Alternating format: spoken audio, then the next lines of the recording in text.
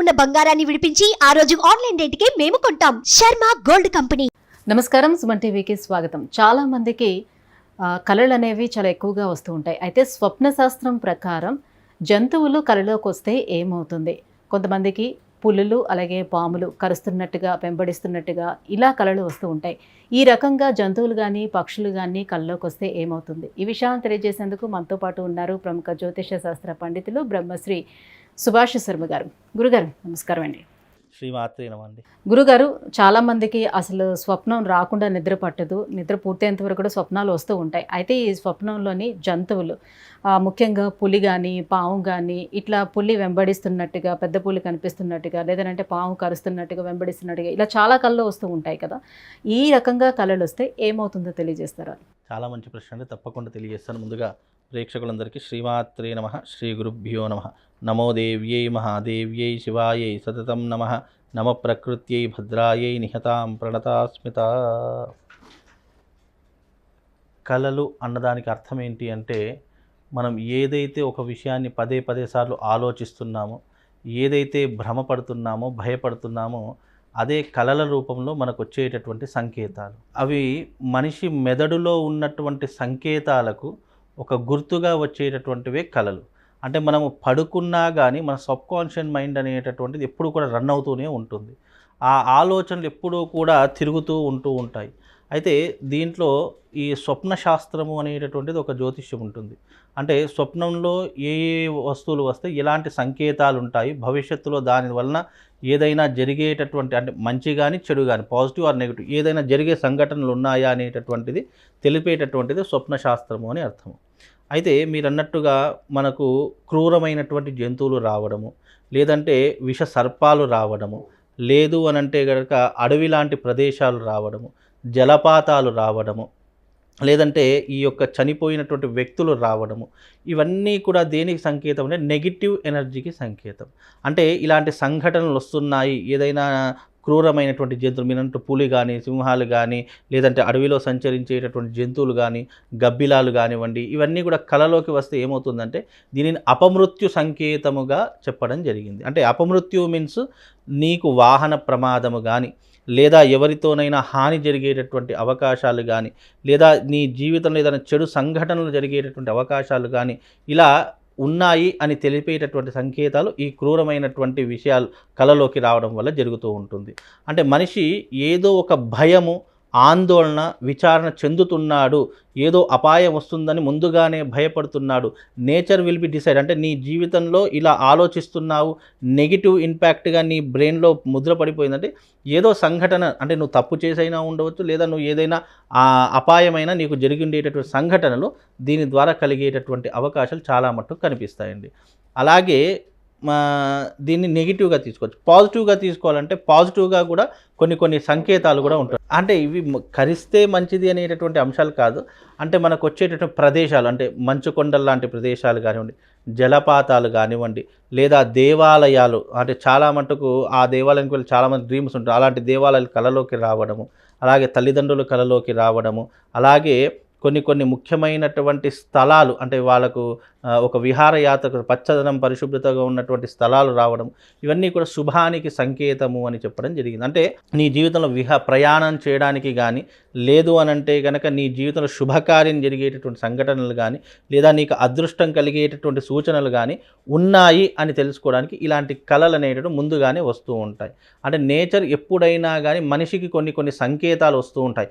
అవి స్వప్నం ద్వారా రావచ్చు, వ్యక్తి ద్వారా రావచ్చు, పశుపక్షాదుల రూపకంగా రావచ్చు. ఎలా వచ్చినా సరే సంకేతం అనేటటువంటిది పాజిటివ్ ఆర్ నెగిటివ్ ఏదో ఒక సంఘటన అనేటటువంటిది ఆ కాన్సెప్ట్, అంటే స్వప్నంలో మనకు కనిపించేటటువంటి ద్వారా కొన్ని అంశాలు జరిగేటటువంటి అవకాశాలు ఎక్కువగా కనిపిస్తాయండి. గురువుగారు, మరి స్వప్నంలో వచ్చినటువంటి ఈ కళలన్నీ కూడా ఖచ్చితంగా నిజమవుతాయంటారా? అంటే స్వప్నంలో వస్తే జరుగుతాయి అంటే అన్నీ జరగవు. ఏవో కొన్ని మాత్రము అన్ఎక్స్పెక్టెడ్గా జరిగేటటువంటి సంఘటనలు మాత్రం కొన్ని ఉంటాయి. బికాజ్ ఏంటి అంటే గనక అవి అంటే అన్ని సంఘటనలు జరుగుతాయి అనేటటువంటి దాఖలాలు అయితే మనకు లేవు. కానీ కొన్ని సంఘటనలు అంటే మనకు మానవ ప్రయత్నంగా చేసేటటువంటి కొన్ని సంఘటనలు మాత్రం జరిగేటటువంటి అవకాశాలు స్వప్నము ద్వారా అంటే కలలో కనిపించేటటువంటి వస్తువుల ద్వారా తెలుసుకునేటటువంటి అవకాశాలు మనకు ఉన్నాయండి. అంటే శాస్త్రమునందు ఈ వస్తువు కనిపిస్తే ఇలాంటి పరిణామాలు జరిగే అవకాశం ఉంది అని చెప్పడం వరకు మాత్రమే, కానీ అది ఎంతవరకు అనేటటువంటిది అది దానికోసం వెయిట్ చేయాలి తప్ప అది ఖచ్చితంగా అనేటటువంటి అంశాలు అయితే తెలియజేయడం కష్టం. గురుగారు, పీడకలలని వేటిని అంటారు? పీడకలలు వేరే. పీడకలలు అనేటటువంటివి మనిషి యొక్క భయం నుంచి పుట్టుకొని వచ్చేటటువంటి పీడకలలు. అంటే మనిషి అబ్నార్మల్గా బిహేవ్ చేయడము, లేదా కలలో చాలామంది కొంతమంది నిద్రలో కూడా ఉలిక్కి పడితే లేచుతూ ఉంటారు, కలలో అనేక రకాలుగా మాట్లాడుతూ ఉంటారు. అంటే వాళ్ళు ఏం మాట్లాడుతున్నారు వాళ్ళకే అర్థం కాకుండా కొంతమంది మాట్లాడుతున్నారు. అంటే చెడు కళలు కానీ, దయ్యాలు కానీ, భూత ప్రేత పిశాచాదులు కానీ కలలోకి వచ్చాయి, భయపడేటటువంటి ఆలోచనలు కలలోకి వచ్చాయి అంటే మనిషి అబ్నార్మల్గా బిహేవ్ చేయడము, లేదా దానివల్ల ఏదైనా చెడు సంకేతాలు జరిగే అవకాశం ఉంటుంది అని చెప్పుకోవచ్చండి. గోమాత అలాగే దేవాలయాలు ఇల్లు నిర్మిస్తున్నట్లు వస్తే ఏం జరుగుతుంది? ఇప్పుడు శుభాన్ని ఇచ్చేటట్టు గోమాతలు కానివ్వండి, దేవాలయాలు కానివ్వండి, లేదు అంటే ఏదైనా హారతి ఇచ్చేటట్టు రావడం కానివ్వండి, ఇవన్నీ కూడా మనకు శుభాన్ని ఇచ్చేటటువంటి సంకేతాలు. నెమలులు రావడం సంకేతం, శుభ సంకేతమే. దేవాలయాలు రావడం మంచిదే, గోమాత రావడం మంచిదే. అలాగే మనకు కొన్ని వస్తువులు రావడం కూడా చాలా మంచిదే. ఇల్లు నిర్మించడం రావడం శుభ సూచకమే. పెళ్ళిళ్ళు చేస్తున్నానన్నట్టుగా, పెళ్ళి చేసుకుంటామన్నట్టుగా రావడం కూడా శుభ సూచకమే. ఇలా చాలామందికి కొన్ని కళలు ఎట్లా ఉంటాయంటే అవి సబ్కాన్షియస్ మైండ్లో అవి ఫిక్స్ అయి ఉంటాయి, అవే తిరుగుతూ ఉంటాయి. సైన్స్ ఏం చెప్తుంది?